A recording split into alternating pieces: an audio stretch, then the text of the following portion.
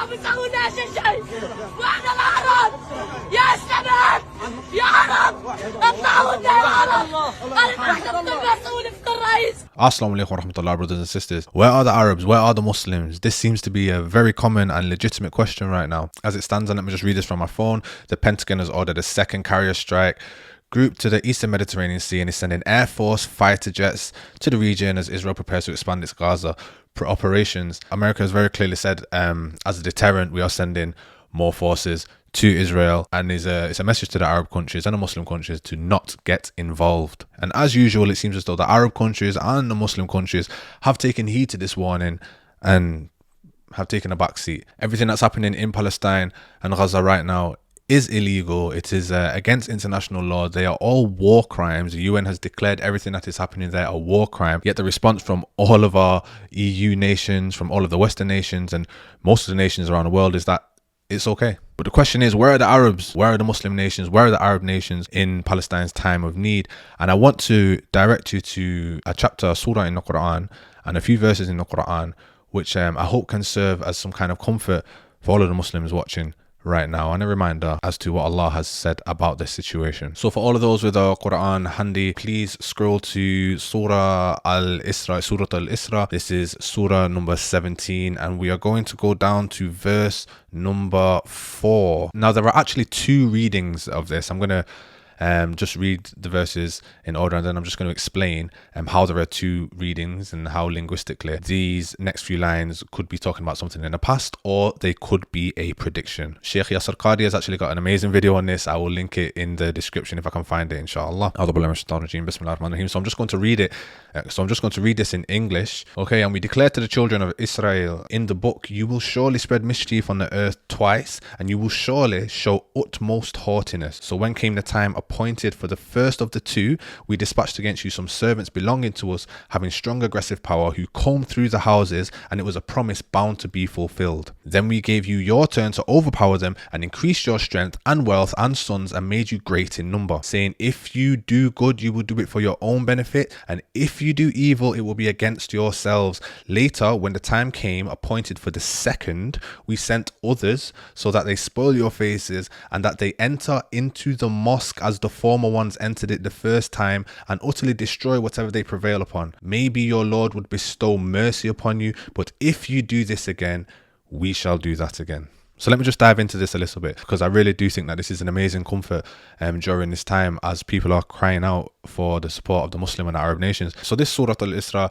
is very explicitly talking about Bani Israel, the children of Israel. It refers to Musa alayhi salam, the Prophet Moses, in the preceding verse, and actually mentions Al-Aqsa, the mosque, by name, albeit in another context. What is happening in this verse is the Quran is referring to two incidents, okay? Two incidents in which the children of Israel, the Bani Israel, the people of Israel, spread mischief on the land, deviated from what was just and what Allah had ordained, and were conquered. Okay, now it should be mentioned that we actually don't know what these events are, but scholars have determined that the first of these events is most likely Nebuchadnezzar. So Nebuchadnezzar was a tyrant of Babylon. This is all in this region of the land, obviously. It's referring to the Bani Israel. This is in the time of the Prophet Jeremiah alayhi salam. The Prophet Jeremiah alayhi salam tried to bring the nation to the right path, but it was in vain, and Bani Israel was conquered by Nebuchadnezzar. As the Quran mentions, the Israelites learnt their lesson, basically, and after a long period of exile, Cyrus, who was the emperor of Persia, conquered again Jerusalem and allowed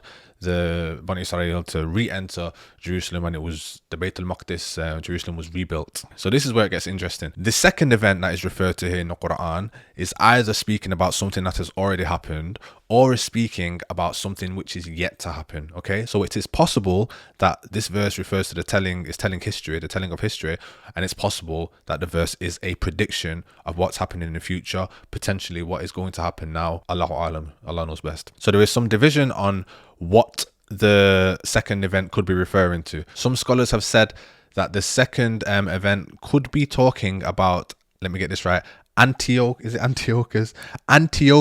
Epiphanes. Okay, he was a Greek tyrant who invaded Jerusalem. Similar to the time of Nebuchadnezzar, Jerusalem was conquered in a very similar fashion. So scholars have determined that this could be what the Quran is referring to. There is another section of scholars who determined that the second event could be referring to Titus, the Roman emperor, which a similar thing happened in 70 AD. So the fact of the matter is that people don't know. Now, why this is interesting and why this could be a prediction is because the reason that scholars have determined that it should be or could have been one of these two events, and firstly, like I said, it is linguistically possible for the Quran to be making a prediction here. The reason why scholars have determined that it is one of these two events is because the state of Israel or Bani Israel at that time, scholars did not expect it to become a power again. So they're saying that the state in which that part of the land had been left after those two events, people did not think that Israel would return to being a superpower, which in today's world it is. So people made, which happens a lot in the Quran, people make a prediction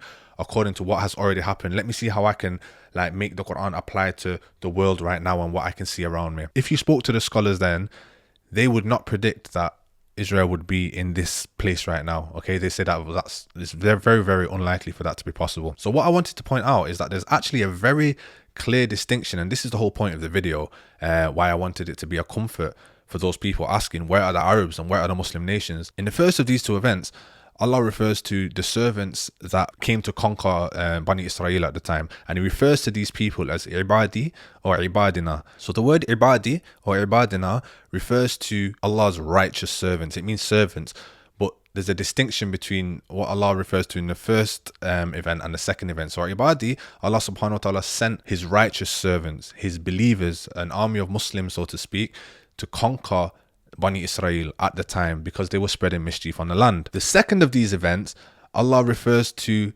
Ibadan Lana. It doesn't mean our righteous servants, it means our servants. So we sent some of our servants to them. Now obviously all of mankind, all of humankind, all of humanity have been created by Allah subhanahu wa ta'ala. So Allah refers to us all as servants, but he does make a distinction between those that are the righteous servants and those that are just our servants. Now, like I said, in the first case, Allah subhanahu wa ta'ala sent the righteous servants, the Muslims, to conquer Bani Israel at the time. The second of these events, Allah subhanahu wa ta'ala just refers to our servants. Now, as I mentioned, the scholars have determined that the first of these events could refer to Antiochus Epiphanes, who was a Greek tyrant, or it could refer to Titus, who was a Roman emperor. Okay, none of these are people of the book and none of these were righteous servants. So my point is, firstly, if this is a prediction of something which is happening now, then for all intents and purposes, the army to free or to conquer Bani Israel does not have to be a Muslim army. In fact, if the second event is a prediction of something which is happening, for instance, now, which is linguistically possible,